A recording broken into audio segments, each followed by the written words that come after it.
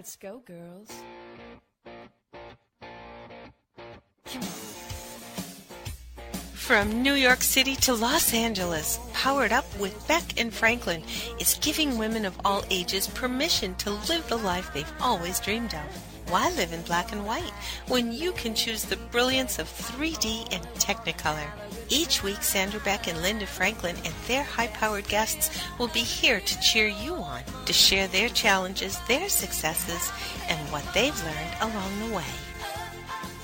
It's all about women supporting women. The stories and practical tips on sex, beauty, money, and so much more are designed to help you reconnect to the powerful woman you are. Fabulous knows no limits. Now it's time for you to expand your boundaries. Here are Sandra Beck and Linda Franklin. Hey ladies, this is Sandra Beck and I'm here with Linda Franklin and this is Powered Up Talk Radio, and boy do we have a treat for you today. We have one of my favorite people in the universe on with one of my favorite women to co-host shows with. Life is good over here.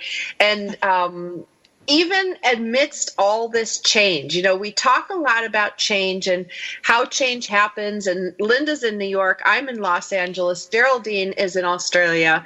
And we're going to talk about these global changes and some of the tools that I have discovered through Geraldine that help me navigate these changes. And Linda, a set of these cards that we're going to be talking about today is en route to you as we speak. Well, I can't wait. I look forward to it. I haven't seen them before, so anything that helps get us through this crazy is a very good thing. Although we're managing. I mean, here in the U.S., as you well know, it's like every day is like a whole new dawn of who knows what. But it's happening, and what really is so amazing is how fast it's happening. It's like supersonic speed, boom, boom, boom, boom, boom, every day. I mean, between the weather, between the politics, between everything, is just like crazy, crazy, crazy, crazy. It is. And one of the things that I came across, and oh my gosh, it's got to be 3 or 4 years now, maybe. I came across these Australian feather magic oracle cards, and it's a 38 card deck. And just so you know, nobody's paid any promotional anything to be featured today.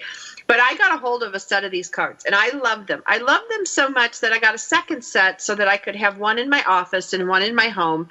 And I've also got a set of animal cards or dog cards and horse cards. And recently, Geraldine Teggelove, who's our guest today, has come out for this alchemy for now set of cards, and these oracle cards help you kind of figure out things and direction. And the reason that I wanted to bring Geraldine on today, Linda and I, was because of all these changes. These cards are really great at helping us navigate change, but more importantly, the new cards that Geraldine has out talk about alchemy, and alchemy goes back way in time. And I think of like how these changes are occurring, and to go back in time and look at some of these things that the ancient alchemists was very intriguing to me, to go, well, what can ancient alchemy teach us today? Because alchemy is all about changing states, changing physical properties.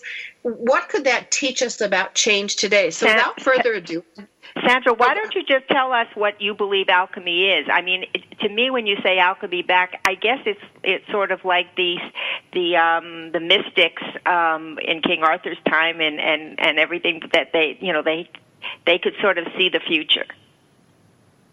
Well, okay. And that's funny because for me, I think it's like, to me, it's chemistry, because you know me, I'm the big old science egghead. And so I look at it as like this precursor to modern day chemistry and about transferring the transformation of matter, and particularly in ways of turning like base metals into gold, or to find this universal elixir. I mean, there's so many magical, mystical, wonderful things that come up with the word alchemy. Does that answer your question, Linda? Yeah, no, I mean, I thought of alchemy too as sort of, like making potions and drugs to help people from plants and things like that. And that's where I sort of saw it in like in Sherwood Forest or something. But let Geraldine come on and she can tell us exactly what it is. Geraldine Teggelove, why don't you demystify the word alchemy for us? Well, hello to Sandra and to Linda, and thank you so much for having me here today. It's always a pleasure chatting with both of you. And alchemy, yes, well, you're both right, really. So, well done, ladies. The ancient alchemists were really, and as Sandra said, turning ordinary metals into gold. That's how they started out, let's say.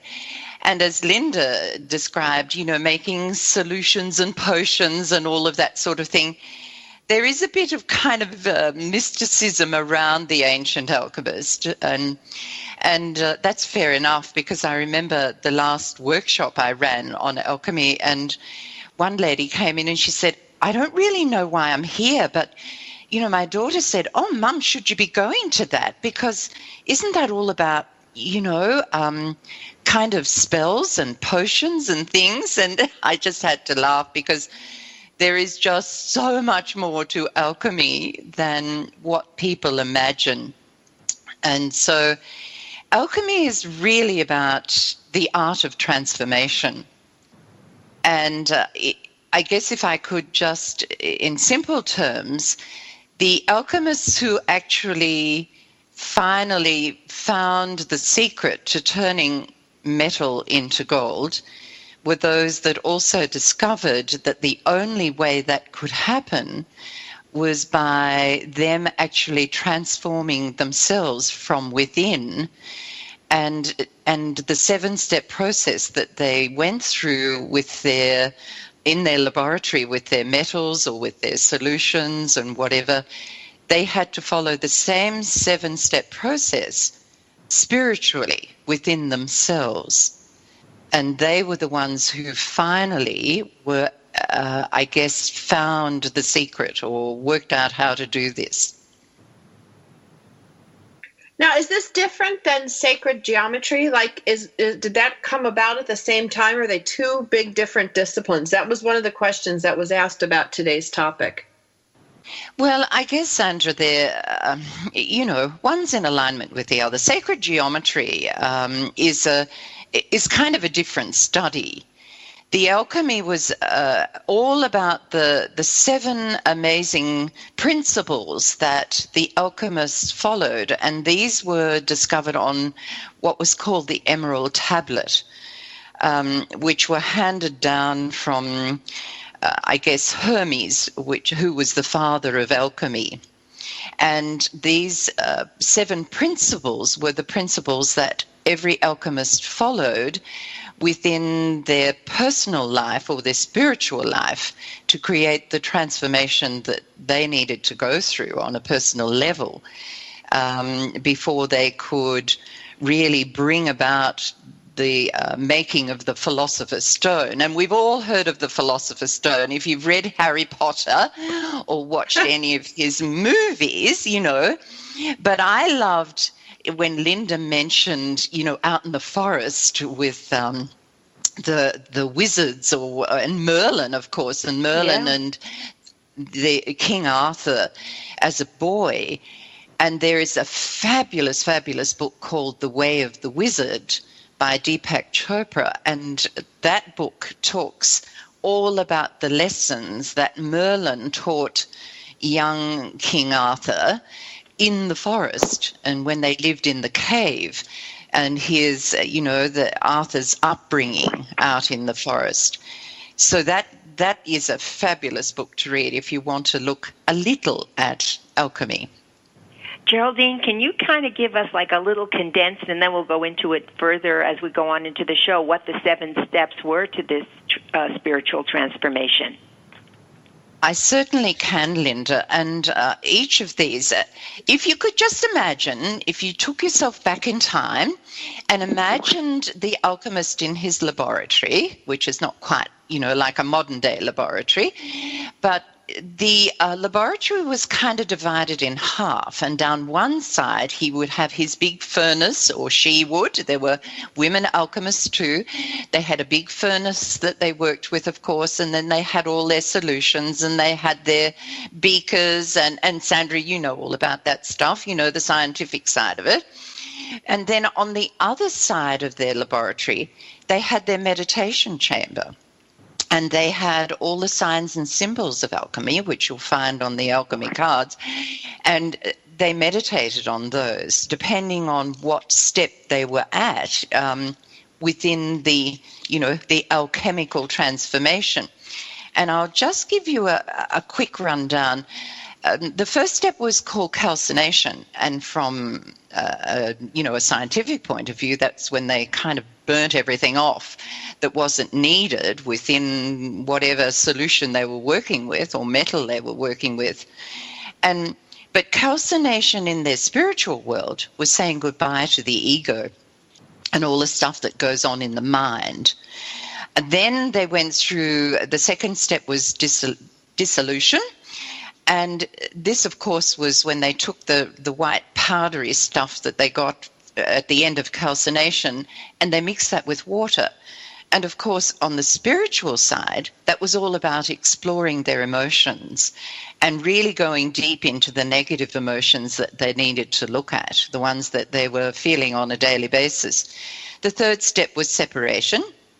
And this, in spiritual terms, it was a time to separate the good from the not so good, deciding, what was worth holding on to in your life and what needed to be released.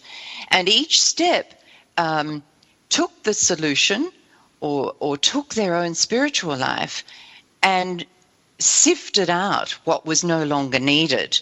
Now, the fourth step was conjunction. And this was really the time when they birthed a new inner child. And of course, that inner child had to be really protected and looked after, because as we know, if we move into the spiritual discovery of self, and there'll be a lot of people out there who tell you it's a whole lot of nonsense and that's not going to work. And so this Geraldine, I need to take us to commercial break, so let's hold that thought. We're visiting today with Geraldine Teggelove. Now, you can find out more about her in these cards that we're talking about by going to GeraldineTeggelove.com. Spiritual alchemy is what we're talking about today. Geraldine Teggelove, TEGGELOVE.com. We'll be back with her and more about this fascinating subject of spiritual alchemy after the break. Powered Up with Sandra Beck and Linda Franklin after these messages.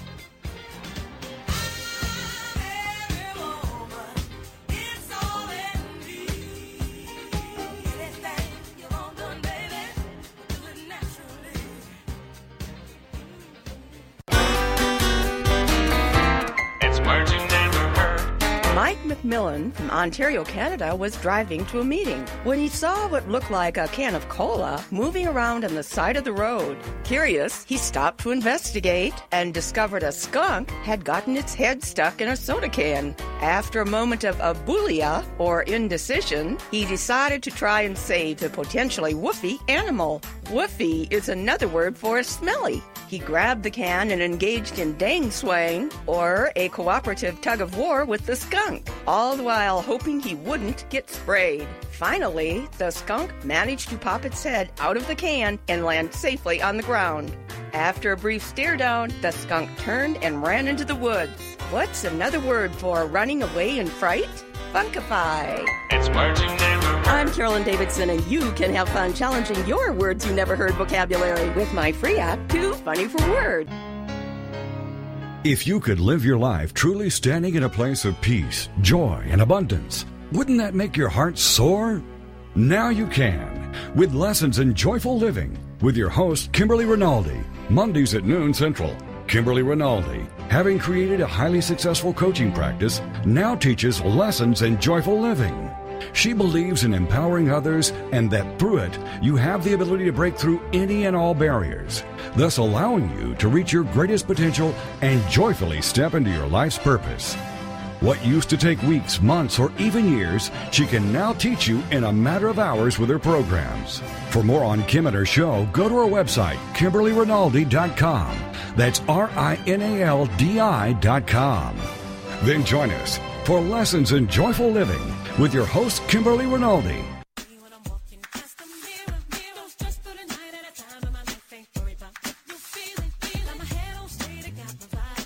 We're back with Sandra, Beck, and Linda Franklin. Here's more Powered Up with Beck and Franklin.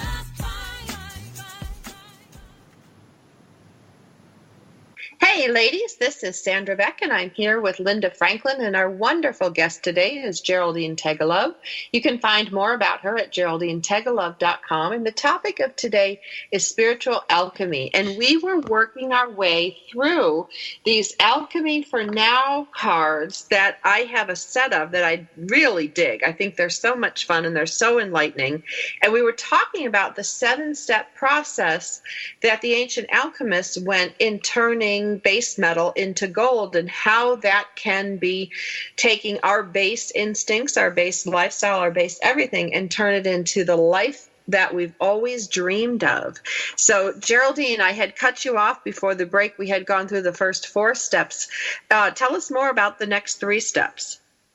Terrific, Sandra. I'd love to. And yes, it is true. We all have gold running through our veins. We just have to kind of find it. So the 5th step in alchemy was, or in the alchemical transformation, was fermentation. And back then in the laboratory, I have to tell you, for the alchemists in their laboratory, in their scientific part of the laboratory, would often throw manure of some sort into the solution to start the fermentation process. I think, I'm not sure if they still do that today, but anyway, whatever manure they had, they would throw it in.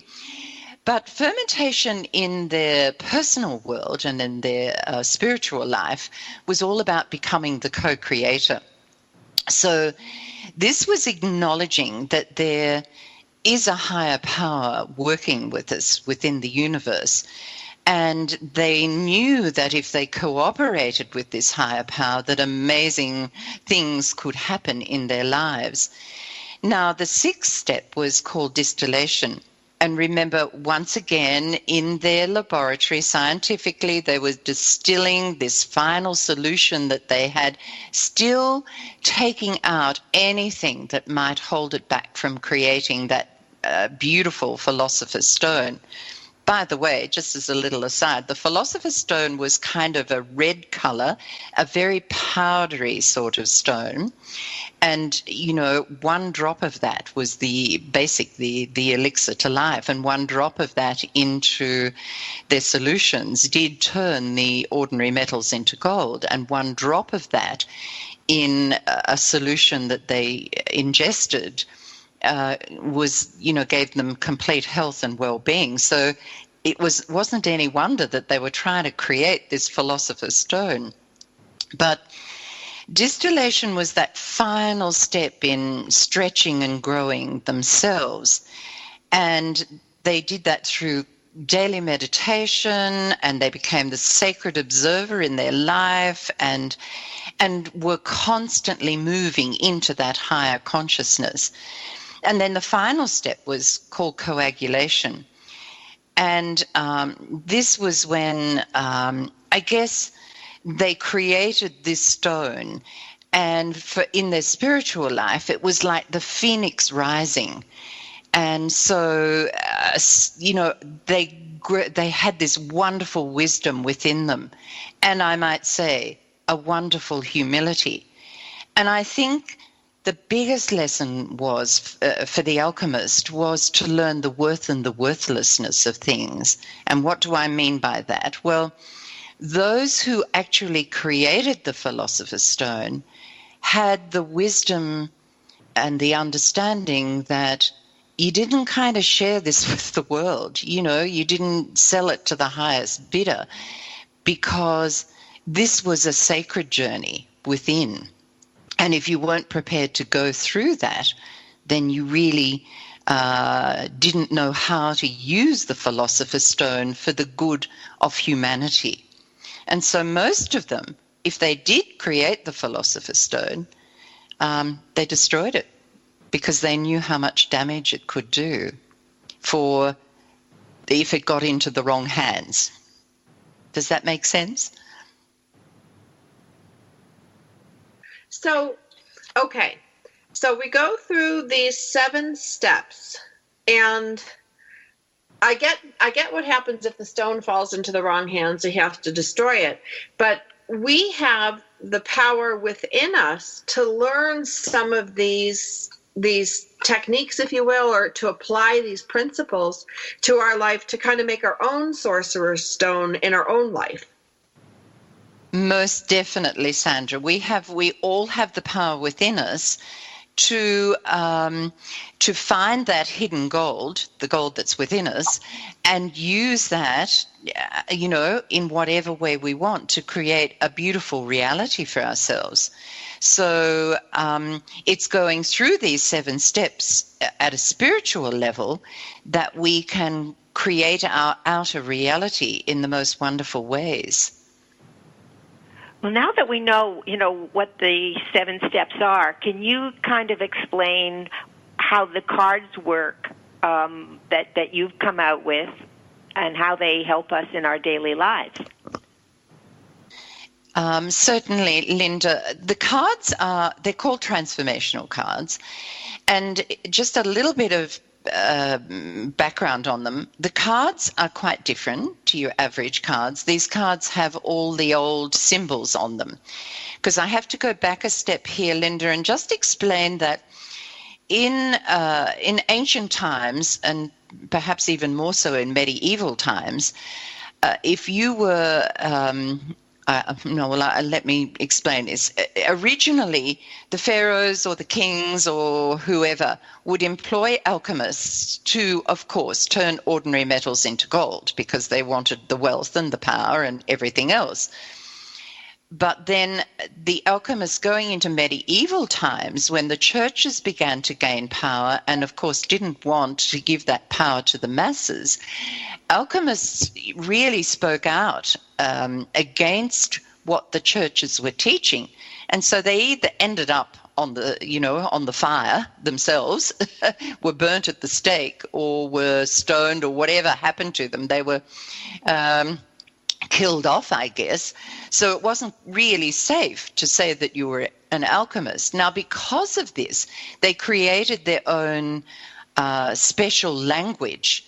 And this language was a secret language that was known to the alchemists.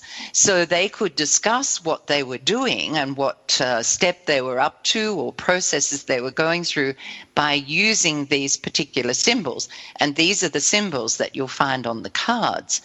Now, you don't have to know all about ancient alchemy or all about, alchemy to have these cards work for you. So in using the cards, they're really helping you every day. If you choose a card, it tells you what you can focus on for that day or for that week or for that month, however long you feel you need to work on that particular step.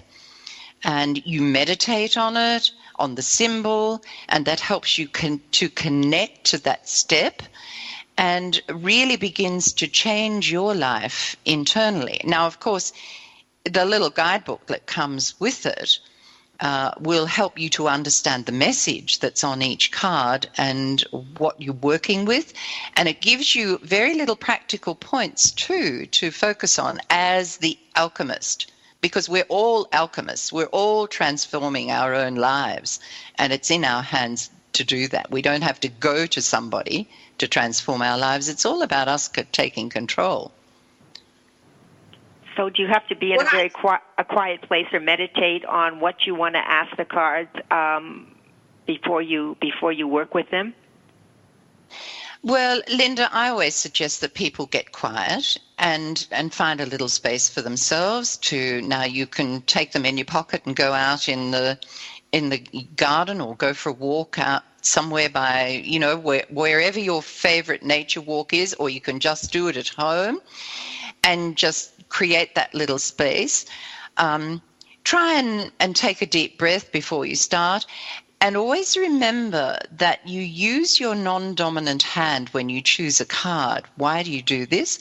Because then the non-dominant hand is speaking to your unconscious mind. Our dominant hand works with our conscious mind, which of course always loves to chatter away and tell us why it won't work and, all the negative kind of stuff. That's what it tends to work towards.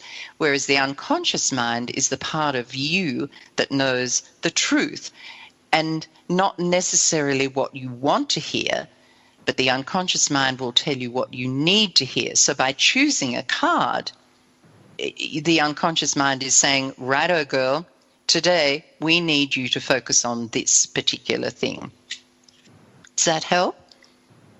Yeah, well, no, go ahead, Sandra.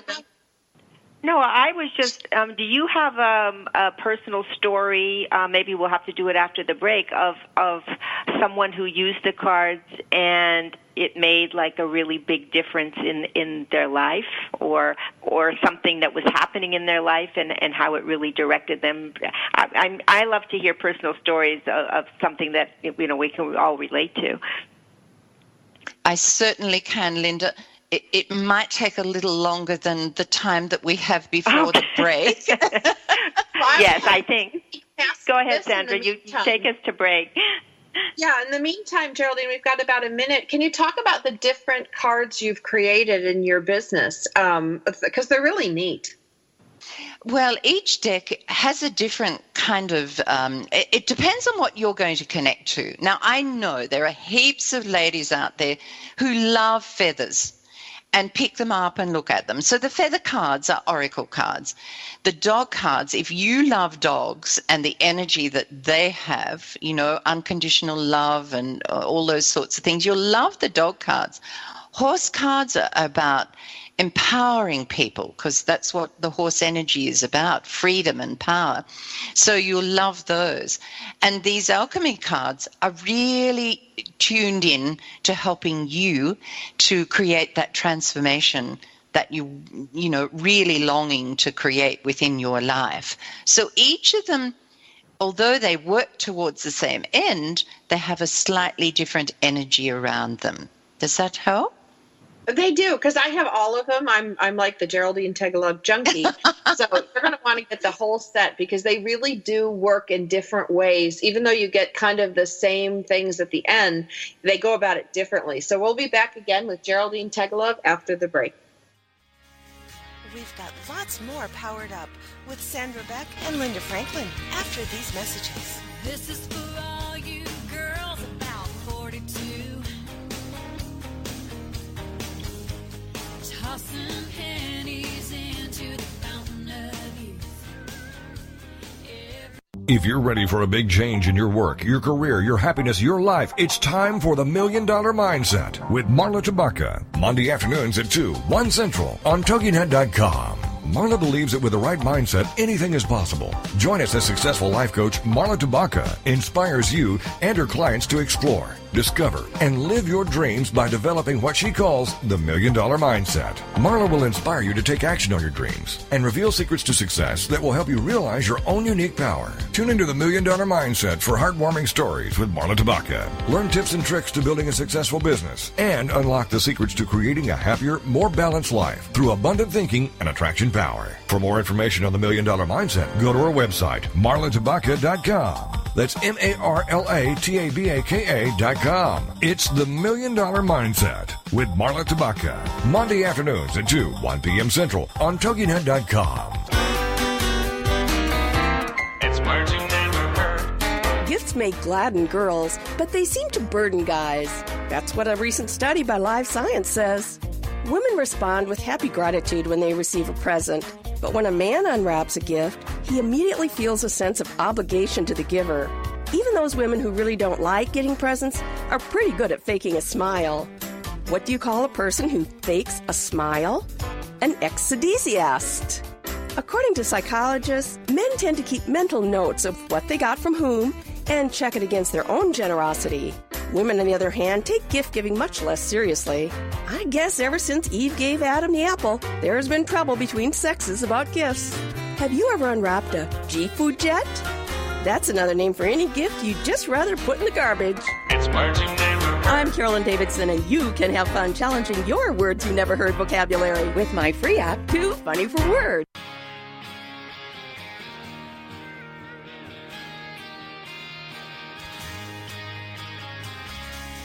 We're back with Sandra, Beck, and Linda Franklin. Here's more Powered Up with Beck and Franklin. This is for all you girls.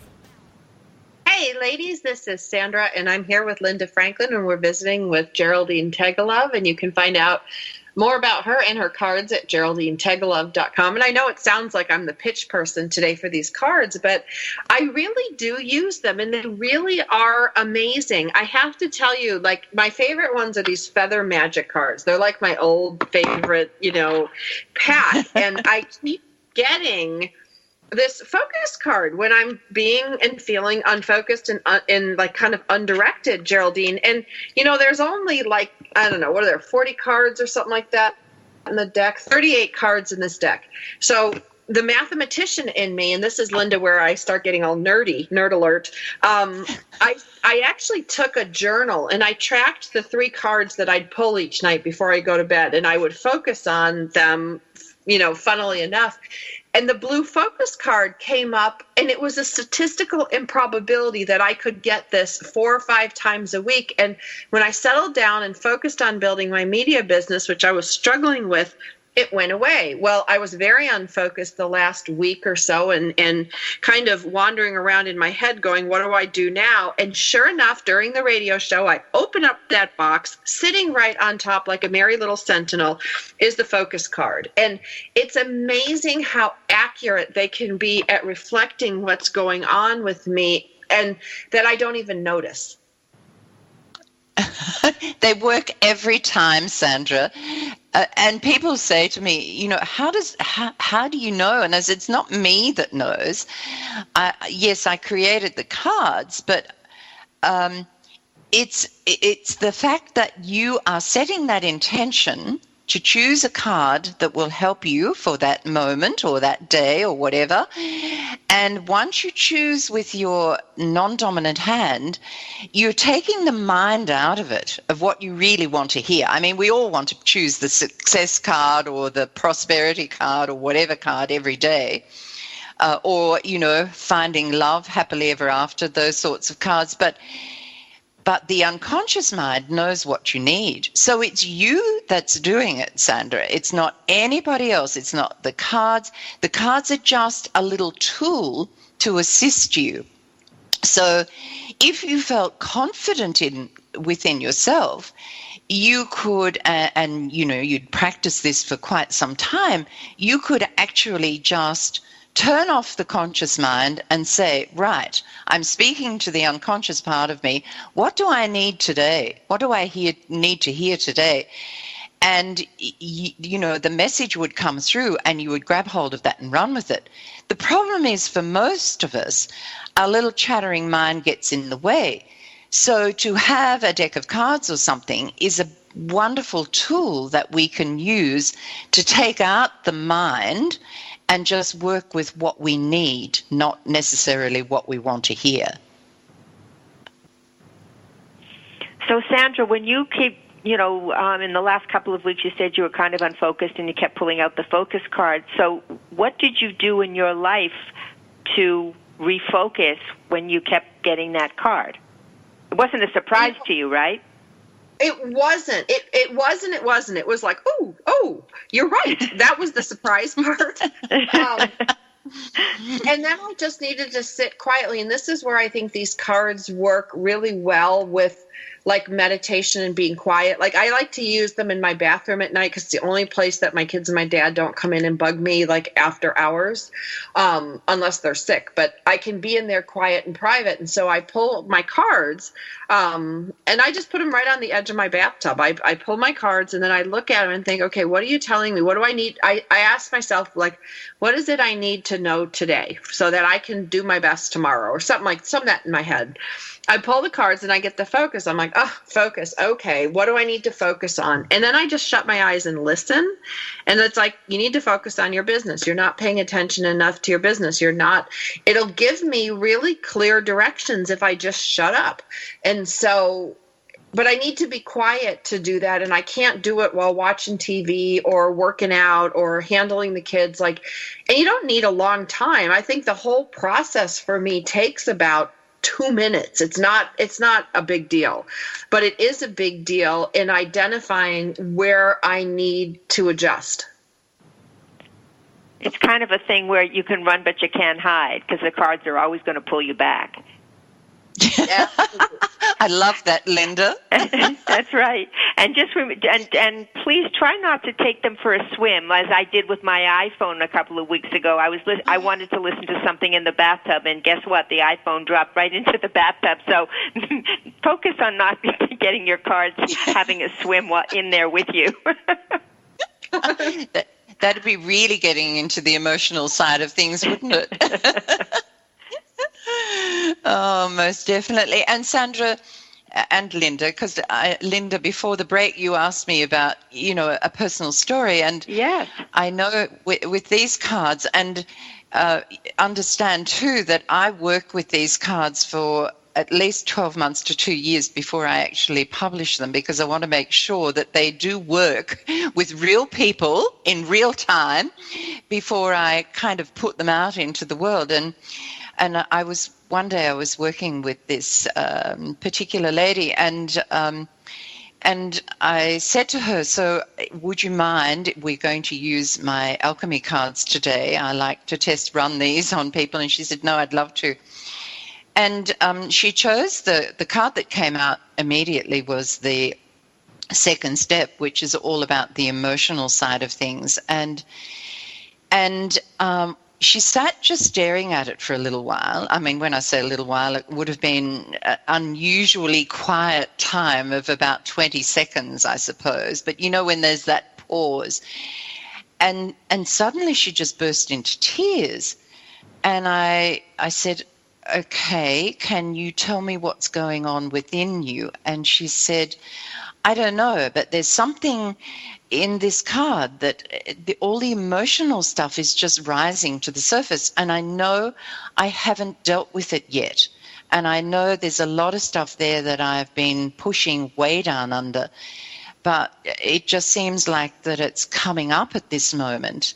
So we went in a little deeper and we looked at some of the things that happened way back when in her childhood that she really hadn't looked at, hadn't been game enough to face, I guess, for a very long time. And as we worked through it, then she chose another, and I always love people to choose, what their heart really desires right in that moment and what could be holding them back. And then the next question is, what could you focus on? And the last question is, what would be the probable outcome? So she chose the 4 cards and we put them out in front of her. And this time she burst into tears again, goes through a lot of tissues sometimes. And she said, it's as if these cards just know exactly where I'm at and what I need to do. And she contacted me a few weeks later and she said, Geraldine, it's just been amazing what has actually turned up in my life. So the cards really do at the unconscious level. And if you've been putting it off, then at one point the universe will stop pressing buttons and actually give you a really big shove and make sure that you do listen and do what needs to be done. And the cards help you to do that. Well, they help you, but they also give you a lot of peace. At least they do for me. Especially when I have, I call it crazy brain. Before I go to bed, sometimes my brain is all crazy and it's jumping from like a frog, jumping from one lily pad to the other and over to the rock and around we go. And I can't seem to settle down enough to really focus. I think it's funny, I keep using that word, but really focus on what I need to do the next day or what I need to be working on or thinking about. And so I like the direction it gives me, and it's very peaceful and it's very quiet. It's non-invasive and it's not scary or creepy. When I first came across cards like these, I'm like, oh my gosh, like these look crazy. Like I wouldn't even know where to begin. But especially if you're a beginner, I think the feather cards are a great place to start because they are really simple and you can get what you need, and you can kind of see where you need to focus on. And I think that's like a best friend in a deck of cards. Sandra, I have a question for you because you say you do this just before you go to sleep. I usually fall asleep and might get crazy brain in the morning when I wake up. Like this morning, it was 4:00. But if you use them at night before you go to sleep and you pull 2 or 3 or 4 cards or whatever, and it tells you focus or whatever else it might tell you, then do you ask for some answers to come to you while you're sleeping? Absolutely. Like you got it in one. I not to be obnoxious about my nighttime ritual, but I have this little routine. I listen to my Dr. Joseph Gallenberger meditation tape. It's 35 minutes, and I deep condition my hair and soak in the tub while I do the same thing. When that's over, I rinse my hair, I towel up, and I get my PJs on. Then I put my 3 cards down, or my 1 card, depending on how late it is at night. Then I look at that and I say, okay, while I go to sleep, I want the answers to come to me and what I need to do so that I'm raring to go in the morning when I go to sleep. And then I go to sleep and I sleep the whole night, and then I get up and it's there. That's fabulous. That's wonderful. It's there. I like people to know what it looks like. I like people to know that, the cards are easy and they're fast and they're not invasive and they don't violate any of my traditional, religious beliefs. So I'm going to take us to commercial break, but you guys are going to want to check these cards out at GeraldineTeggelove.com. When we come back from the break, we're going to talk a little bit more with Geraldine about how these cards can help guide and direct our lives, because it's really us just tapping into what we already know, and they do a good job helping. If you like today's episode and you want to hear more like them, you can check out Powered Up Talk Radio on iTunes. You can go to powereduptalkradio.com. You can also hear Geraldine Teggelove on her own show by heading over to GeraldineTeggelove.com and take a listen over there. It'll be well worth your while, I promise. We'll be back again after the break. Sandra Beck and Linda Franklin with Geraldine Teggelove.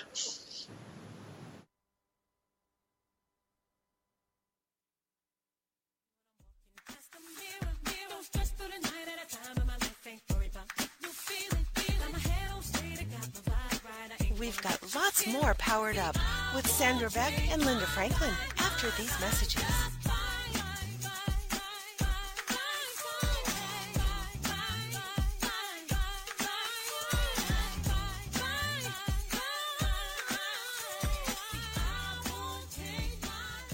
LinkedIn. It's a great tool and a great way to do business in today's social media driven world. And Carol McManus is the LinkedIn Lady with the LinkedIn Lady Show, Tuesday and Wednesday afternoons at 4 p.m. Eastern on allbusinessradionetwork.com. The LinkedIn Lady Show is designed to inform, inspire, and educate businesses. Every social media site has a specific demographic, personality, and purpose. And the LinkedIn Lady will interview a variety of guests, such as business owners who can showcase their business and talk about how they use social media, such as Facebook, Twitter, YouTube, Google+, Pinterest, and of course, LinkedIn. For more on Carol and the show, check out her website, LinkedInLady.com.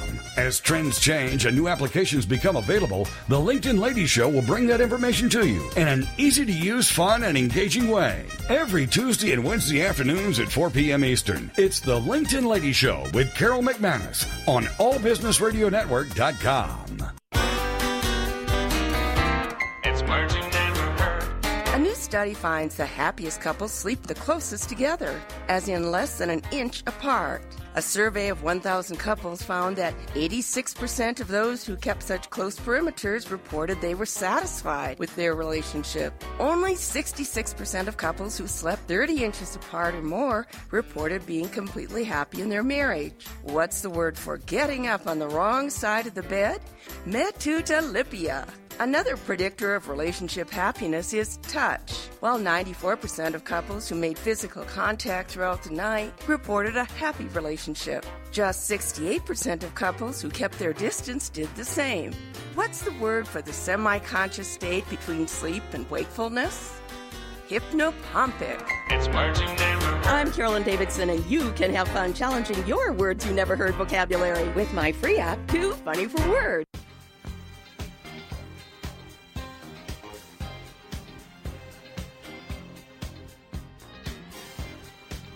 We're back with Sandra Beck and Linda Franklin. Here's more Powered Up with Beck and Franklin. Hey, ladies, this is Sandra Beck. I'm here with Linda Franklin and Geraldine Teggelove, and you got it. I was playing with my cards during the break, and they're just so much fun, Geraldine, and I want to share with our listeners. I have lots of oracle cards. I get lots of free stuff. And, when I was growing up, I had access to lots of different tarot cards and all these things, different decks, different everythings. And they were always so confusing to me, and they just took so long to get to the point. And one of the things I will say, Geraldine, that I really like about your cards is that you don't need to have any background. You don't need to have a whole directory. You don't need to have a map and a book and all this stuff. You can pick them up, and they're like one word on the card, but they're meaningful words. And I just want to read some of these, like, direction and spirit and sacred knowledge and fun and intuition and nurturing. And one of the days I was feeling really bad, Geraldine, and I was just in a tough place, and I hadn't been out of the house. We were stuck in the snow, stuck in this house, and I pull up the cards of like happiness, fun, and journey. And I was like, boy, if that wasn't 3 cards telling me to get out of the house and get out of the cabin fever. They can be so funny and so blunt. And then, of course, they can be more like, you need to focus, you need to seek grandparent wisdom. Like, I get those things. But I love that you have simplified things greatly and sped it up, because honestly, I don't have time to sit there. I'd fall asleep trying to run a whole, deck of things and having to memorize. Like, forget it. I wouldn't do it. Well, I have to tell you a funny story, Sandra. When I had all of these things, I had this beautiful set of nature spirit cards, which I work with constantly. There are 70 in the pack, and I use those to do all my in-depth readings for people, for clients. And I've met this beautiful lady who was going to help me get some things published and out there. And I went along with my gorgeous nature spirit cards thinking, oh, she's going to love these, and these are going to be absolutely fantastic, and they're going to be so, how you go on and on and on in your mind. And I got there and I put them down in front of her, and she said, Geraldine, you're not serious, are you? I said, what do you mean? And burst into tears. and she said, these are too deep and meaningful. They're too complicated. Go away and bring me back something that I can sell. Well, I went home with my tail between my legs, and poor Bill, he was driving on the way home, and I was on and on and on about it, telling him how terrible it was that she'd put my cards down and she didn't like them and carried on a treat. And he quietly, and as he always does, turned and said, well, what are you going to do about it? So I didn't get any sympathy there. So I went home and I once again said to Spirit, okay, what am I supposed to do? And I just looked across the room at and we have feathers all over the house here because I'm this incredible collector of feathers. And I thought, oh, feathers. I've taken a photo of every single feather that I find, and I've taken it in situ. So maybe I could use those. So I put them together in kind of a pretend card pack, went back, and she said, this is perfect. This is exactly what I'm looking for. I can use these anyway. So, yeah, it took me a little while to get there, Sandra. Well, I'm glad you did, because I use them on a regular basis, and I really think that they calm me down, they give me direction, they give me focus, and they tap into maybe, like you said, what I already have. But since I couldn't tap it in any other way, I find them, really helpful. When you develop these cards, I just have a question, from when you developed these cards, how did you pick the words? Did you just go to Spirit and have them tell you, or? Well, basically I did, Sandra. When I find, with all the feathers, I'm one of these people who, I have to find out what that bird symbolizes and what the part of the bird, where the feather comes from, and did a lot of kind of research into knowing what bird it came from and what feathers. And believe it or not, there were about 5 that I didn't, the feathers that I really wanted that I didn't have. So I said to Spirit, okay, guys, if I'm to finish this pack, you need to bring me these feathers. And it was simply amazing. For instance, the grandfather wisdom, which is the tail feather from a black cockatoo, which is here in Australia. And so I was invited to go and listen to a friend speak one day, and she is of Aboriginal descent. And so I went along to support her, and the guy who was introducing her got up, and from behind his back he pulled out these 2 red-tailed black cockatoo feathers. Well, I didn't hear her talk. I was just too excited to see these feathers and thinking, now, I wonder, would he allow me to take a photo? So after it, I went up to him and I said, this is what I was doing. And he said, notice I have 2 tail feathers. I was told I had to bring one, this is mine, and I had to bring one to give to somebody. And obviously you're that person. So I got my red-tailed black cockatoo feather, and I could tell you several ways, others as well. It was amazing how they appeared in my life. No, you hear all of these things, and it's amazing, but it's not amazing. It's just like, okay, it's all there. All we have to do is sort of I keep saying, get out of the way and let these things happen. It's just a beautiful thing. Now, Sandra says, she's had several readings with you, and she said they're just fantastic, and she loves them so much. Can you tell me and the rest of our listeners how that works? Do you do it on Skype, and how does one prepare to have a reading with you? Well, I guess the biggest thing, Linda, is what you've just said. Be open to it. I'm open to, I guess I ask of the client is to be open to hearing whatever comes. And I believe that we sit in this amazing quantum field of energy, and all the answers are already there. They don't have to appear from somewhere, else. They're already there waiting for us to really recognize them and embrace them. And so when you read for people, you're just helping them to grab hold of whatever it is that they need to hear. Yes, I do use cards, and that's not necessarily for me. It's more that the client has something physical and visual to see and to hang on to.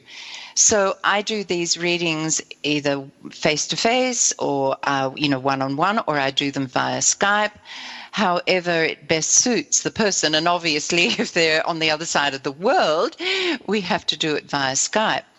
So, it's a very simple process, Linda. You just have to be open to hearing it. And I do get a lot of skeptics who come for a reading, and it was a bit like I would have to explain when I first went to a networking chiropractor, and I would say to him, I'm not sure what you do, but I love the results.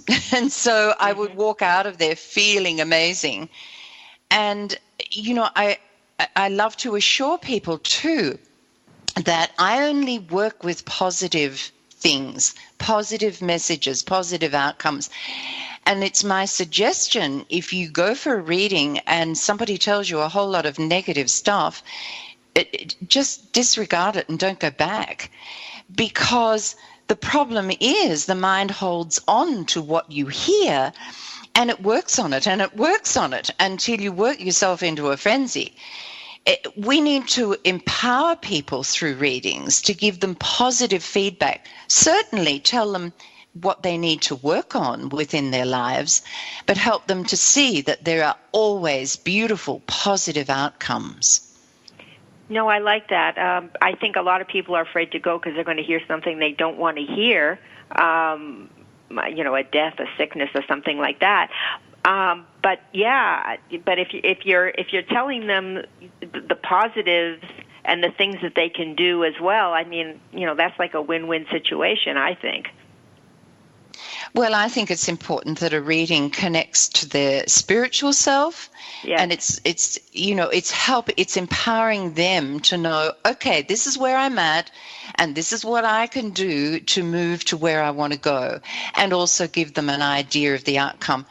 Going back to ancient alchemy, alchemists they never focused in the past.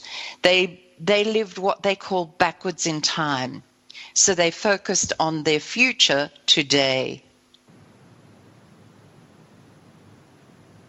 See, that's something that I think is fascinating, because I get all mixed up time-wise, because things are in the past, things are preset, there's predestiny, then we're creating.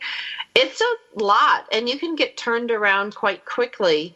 And that's where I find these cards, whether they're the Australian feather magic cards or the dog cards or the alchemy for now cards, these things really simplify things for me, because I do get kind of turned around. I would like, if you guys are interested, to go check out Geraldine's site, because there's these little maps on there that you can print out, that you can use with your transformation cards, that can walk you through some of this stuff. And then she's got other training programs on her site. Geraldine, can you tell us a little bit about those before we go to the end of the show? Yes, well, I'm about to put on a little training video, Sandra, for the alchemy cards, which are a little more in depth. So I'll be getting that up in the next few weeks, so that will help people too with the cards. And there are lots of there's the feather magic cards. There are training programs there, how to work with those and how to work with feathers. And I've they're there for anyone, and they're available to anyone, so feel free.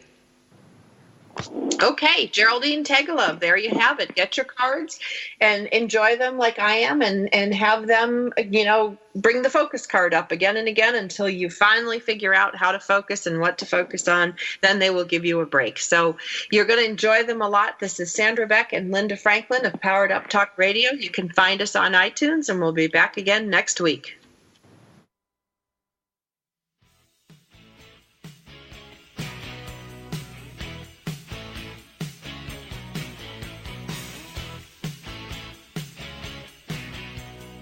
We're so glad you joined us for Powered Up with Beck and Franklin. Sandra Beck, Los Angeles-based single mother and technology company owner, knows what it's like to be fit, funny, and fantastic in your 40s. Linda Franklin, a New Yorker with a successful marriage and